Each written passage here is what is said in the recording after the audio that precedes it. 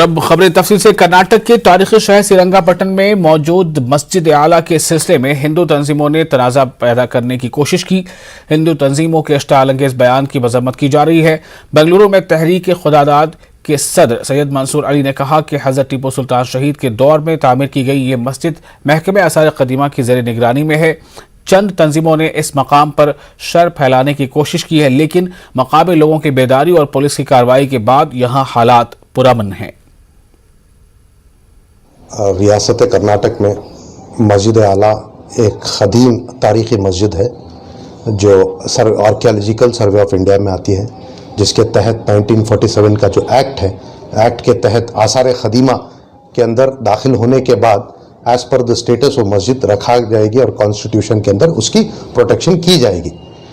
और जो शर फैलाने की कोशिश की गई है उसके पीछे कौन है, उसके पीछे क्या है, इसकी तहक़ीक़ police department law and order करने की कोशिश कर रही है। लेकिन अल्हम्दुलिल्लाह हमारे लोगों की मोहब्बत और उनका जज्बे को ज़िंदा रखते हुए तमाम लोगों ने जो एहतजाज किया और तमाम गवर्नमेंट से अपील की, पुलिस डिपार्टमेंट से अपील की कि जो शर फैलाने की कोशिश है उसको रोकिए। उसके साथ साथ सुप्रिटेंडेंट ऑफ पुलिस एंड वहाँ के जितने ऑफिशियल्स हैं कोऑपरेट कर आर्कियोलॉजिकल सर्वे ऑफ इंडिया को एक लेटर जारी कर जिसमें हमने भी एक मेमोरेंडम दिया और आर्कियोलॉजिकल सर्वे ऑफ इंडिया ने तुरंत जहाँ पर एक कमेटी है टीपू सुल्तान वक्फ एस्टेट, उनको बेदार किया। आंजहानी जनरल बिपिन रावत के नाम सियासत और हिंदू मुसलमानों में फूट डालने का अफसोसनाक वाकया पेश आया है। कर्नाटक की गंगावती शहर में मौजूद इस्लामपुर चौक का नाम बदलकर बिपिन रावत चौक रखा गया। मकामी बीजेपी एमएलए के इस इक़दाम पर अक़लियती तबके ने कल रात अपना एहतजाज दर्ज किया है। बीजेपी के एमएलए पन्ना बनोली ने इस्लामपुर सर्किल को जनरल बिपिन रावत के नाम से मंसूब किया है। मकामी मुसलमानों ने कहा है कि वो जनरल बिपिन रावत की पूरी कदर करते हैं, वतन के लिए इनकी कुर्बानी को सलाम करते हैं।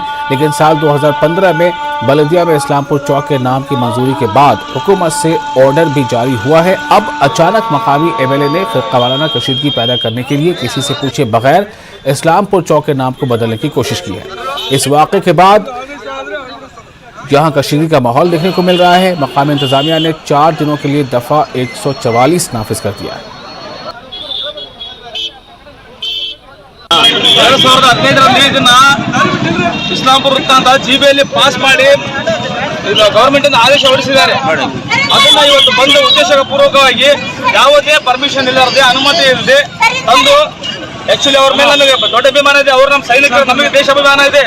ಬೇಕಾದ್ರೆ ನಾವು ನಮ್ಮ ಕಾಂಪ್ಲೆಕ್ಸ್ ಮೇಲೆ ದೊಡ್ಡದೊಂದು ಬ್ಯಾನರ್ ಮಾಡಿ ಹಾಕ್ಸ್ತೀವಿ. ಅವ್ರು ಬೇಕಾದ್ರೆ ನಾವು ಸರ್ಕಾರ ಅಂತ ಅಲರ್ಟ್ ಆಗಿರೋದನ್ನ ಬೇಕಂತಾನೆ ಉದ್ದೇಶಪೂರ್ವಕವಾಗಿ ಕೋಮು ಗಲಭೆ ಮಾಡಬೇಕಂತ। बेंगलुरु के एक नौजवान डॉक्टर ने सऊदी अरब में हिंदुस्तान का नाम रोशन किया है। डॉक्टर तबरेज तजम्मुल को सऊदी हुकूमत ने हाल ही में बेस्ट पेडियाट्रिक सर्जन के अवार्ड से नवाजा है। इस अवार्ड के मिलने पर बेंगलुरु की खानकाह तराबिया में तहनीती जलसा और मुशायरा मुनक़िद हुआ। खानकाह के सरपरस्त सैयद शाह ज़ैनुल आबिदीन तराबी ने डॉक्टर तबरेज तजम्मुल और इनकी वालदा राहजहां को तहनीत पेश की। सऊदी अरब में गुज़िश्ता चंद सालों से मुकीम डॉक्टर तबरेज तजम्मुल दांतों के डॉक्टर हैं। उन्होंने मनफी रिपोर्ट के बगैर 521 सर्जरियां अंजाम दी हैं। इनकी खिदमात का एतराफ़ करते हुए सऊदी हुकूमत ने इन्हें अवार्ड से नवाजा है। इनकी वालदा राहजहां भी महकमे आयुष की वजीफ़ायाब अफसर हैं। तो 521 सर्जरीज किए थे मैंने। तो जो मेरे हेड ऑफ़ द डिपार्टमेंट है उन्होंने लेटर लिखा था कि ऐसे हमारे डॉक्टर है इतने ज़्यादा किए। तो उन्होंने पूरे सऊदी अरब में एनालाइज़ किया तो सबसे ज़्यादा मेरे केसेस थे, तो मुझे अवार्ड से नवाजा। वो और ज़्यादा दिन तक रखना मतलब फंक्शन करना चाहते थे, लेकिन कोविड की वजह से वो अवार्ड्स को मेरे हॉस्पिटल में ही मुझे वहाँ के प्रिंस के तो दिलाने वाले थे, लेकिन मजबूरी कोविड की वजह से फंक्शन नहीं कर सके, तो मुझे अवार्ड्स मुझे हाथ में दे दिए। और वहाँ के लोगों ने इनको रिकग्नाइज किया, दैट्स अ बिग थिंग। वहाँ के लोग इजीली रिकग्नाइज नहीं करते, because I know I have been practicing there. कितना भी कर लो they will not value, they do not appreciate, लेकिन इनको अप्रिशिएट किया, so it makes me feel very happy. Second PUC में था तब मेरे शौहर का इंतकाल हुआ। अल्लाह का लाख लाख शुक्र है, एक से एक बढ़ते बढ़ते गए। छोटा तो सबसे बढ़ गया, सबसे आगे ही निकल गया। छोटे से शहर से जो है अल्हम्दुलिल्लाह इन्होंने पढ़ाई की, मेहनत की, फिर जो है आपके बुज़ुर्गों की दुआओं से आपने BDS किया, फिर MD किए, फिर पेडियाट्रिक सर्जन बनकर जो है किंगडम ऑफ सऊदी अरेबिया गए और वहाँ पर जाकर इतना बड़ा हमारा स्टेट का नाम, हमारे सिटी का नाम रोशन करे। अल्हम्दुलिल्लाह सबसे बड़ा वहाँ का अवार्ड जो है हेल्थ डिपार्टमेंट से जो दिया गया किंगडम ऑफ सऊदी अरेबिया से, यह हमारे लिए बड़े फ़ख्र की बात। रायचूर जिले के वक्फ ऑफिसर उमैर अहमद ने बैंक अकाउंट्स को आधार कार्ड से मरबूत कराने की वक्फ बोर्ड से एजाजिया हासिल करने वाले आइम्मा कराम और मुअज्जिनीन से अपील की है। उन्होंने कहा कि गुज़िश्ता कई महीनों से डायरेक्ट बेनिफिशियरी ट्रांसफर सिस्टम के जरिए आइम्मा कराम और मुअज्जिनीन को एजाजिया दिया जा रहा है, जबकि मैनुअल सिस्टम खत्म हो गया है। DBT सिस्टम के लिए इस्तिफादा कुनंदगान को बैंक अकाउंट से आधार कार्ड नंबर को मरबूत करना होगा। वक्फ ऑफिसर ने इस सिलसिले में आइम्मा कराम और मुअज्जिनीन में शऊर बेदार करने की इंतजामी कमेटियों और सामाजिक कारकुनों से अपील की है। 121 पेशवा और मुअज्जिन तो अभी तक अपना बैंक अकाउंट लिंक करा के नहीं ला के दिए हैं। इसमें ज़्यादातर खरिये के यानी विलेजेस के पेशवा मुअज्जिन हैं, उनको बैंक में जाके तो बैंक अकाउंट कैसा आधार से लिंक कराना नहीं मालूम हो रहा है। वो एक उसका फॉर्म मिलता हमारे पास यहाँ पर मिलता और ऑनलाइन में भी मिलता, और ऑनलाइन भी आप आधार लिंक करा सकते हैं। ये आप बैंक को जाके आधार लिंक करा के आप ला के दिए बोले तो जितने महीने की आपकी 4 महीने की 5 महीने की जो सैलरी जो तनख्वाह जो हदिया रुका है वो पूरा एट ए टाइम आपको जमा हो जाएगा। मैं हमारे सामाजिक कारकुनों से भी गुजारिश करता हूँ और वहाँ की कमेटी से और नौजवानों से जो पढ़े लिखे उनसे गुजारिश करता हूँ, हमारे पेशवा मुअज्जिन को ये जो उनको नहीं मालूम हो रहा, उनको अब तक तनख्वाह नहीं है, उनको आधार लिंक कराने के लिए उनको आप हेल्प करें। मुल्क के दीगर इलाकों की तरह कर्नाटक के रायचूर जिले में भी बैंक मुलाजमीन ने खिदमात पर न हाजिर होकर बैंकों की निजकारी के खिलाफ दूसरे रोज भी एहतजाज किया। All India bank employees association के लीडरों ने कहा कि मरकजी हुकूमत की जानिब से लाए जाने वाला बिल पब्लिक सेक्टर के बैंकों में इनकी इक्विटी कैपिटल को 15% तक कम करने का अहल बनाएगा और प्राइवेट सेक्टर को बैंकों पर कब्जा करने की इजाजत देगा।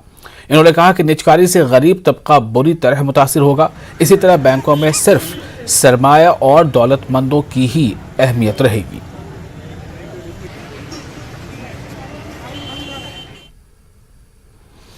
कर्नाटक असेंबली में किसानों के मसले पर बहस के लिए सबको वक्त देने पर स्पीकर की मजबूरी पर कांग्रेस के सीनियर रुकन KR रमेश ने बेतुका, बेमहल और घटिया मुआवजा किया। उन्होंने स्पीकर विश्वेश्वरा हेगड़े की मजबूरी का मुआवजा इस्पतरी की सूरत हाल से किया। उन्होंने कहा कि अगर आप होने को टाल नहीं सकते तो हालात से समझौता कर लें। हालांकि उन्होंने माफ़ी मांग ली है और कहा कि इनका मकसद इस्पतरी को बढ़ावा देना नहीं था, इसके बावजूद वो माफ़ी मांगते हैं।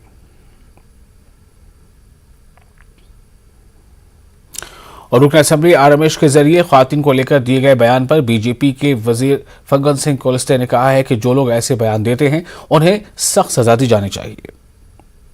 कांग्रेस में प्रियंका गांधी एक तरफ कहती हैं कि महिलाएं लड़ेंगी और महिलाओं के सम्मान की बात करती हैं, तो वहीं दूसरी तरफ उन्हीं की पार्टी के MLA विवादित बयान देते हैं। उन्होंने कहा कि अगर बलात्कार हो रहा है तो महिला लेट क्यों नहीं जाती और उसको एंजॉय क्यों नहीं कहती हुए भी शर्म आती है। लेकिन यहाँ के नेता ऐसे हैं कि ऐसे बयान देते हुए महिलाओं को उनको शर्म नहीं आती। इस विषय पे बात करने के लिए हमारे साथ मंत्री फग्गन सिंह कुलस्ते जी मौजूद हैं, उन्हीं से बात करेंगे। सर, इस तरीके की लैंग्वेज जो बोलते हुए भी शर्म आती है एक महिला को, और एक MLA इस तरीके की बातें करते हैं। देखिए, ये जो भी व्यक्ति समाज में विशेषकर महिलाओं के लिए कोई अपमानजनक या अभद्र भाषा का अगर उपयोग करता है तो मुझे लगता है ऐसे लोगों को माफ नहीं किया जाना चाहिए, उन पर सख्त कार्रवाई होना चाहिए। कोई भी व्यक्ति हो अगर देश की महिलाओं को अपमानजनक शब्दों का उपयोग करता है तो इस प्रकार की कार्रवाई होना चाहिए और उनको कठोर सजा भी होना चाहिए। सर, प्रियंका गांधी एक तरफ यूपी में कहती हैं कि लड़ेगी महिला और जीतेगी महिला, नारा देती हैं महिलाओं के सम्मान में कांग्रेस।